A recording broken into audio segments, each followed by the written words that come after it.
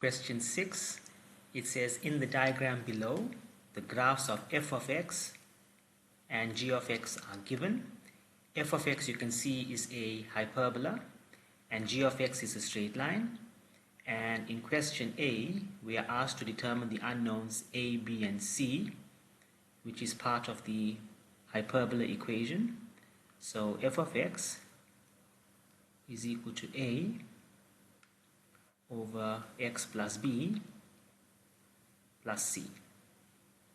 So immediately we know that the vertical asymptote of f is at -1, which means the value for b will be +1.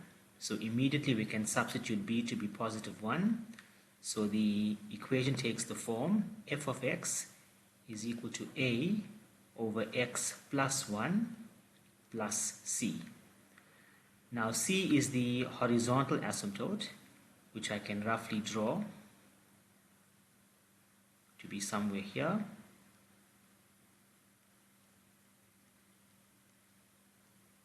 And this can be obtained by using the equation of g of x, because the question specifies that the graph of g intersects the horizontal asymptote of f at the point -1 on y.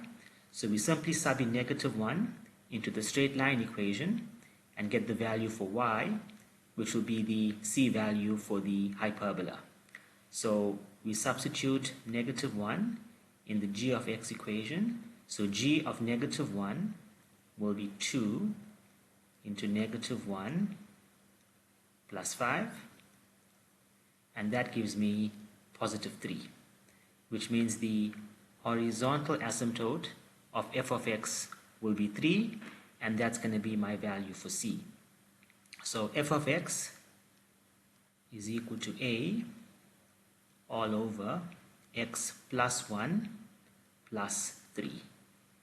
And then finally, to get the value for a, we can sub in the y-intercept of g, which is also going to be the same as the y-intercept of f. Okay, they share a common y-intercept, and so we can see from the graph of g of x that the y-intercept is 5, which means the coordinates of the y-intercept for both graphs will be 0 and 5. And if I substitute this into the equation of f, I'll be able to get my a value, and that'll be the final step. So we can replace f of x by 5 is equal to a is unknown. The x value there is 0. So 0 plus 1 is 1 plus 3. If I move the 3 across, a over 1 is just a. So a will be 5 minus 3, which is 2. So a is 2.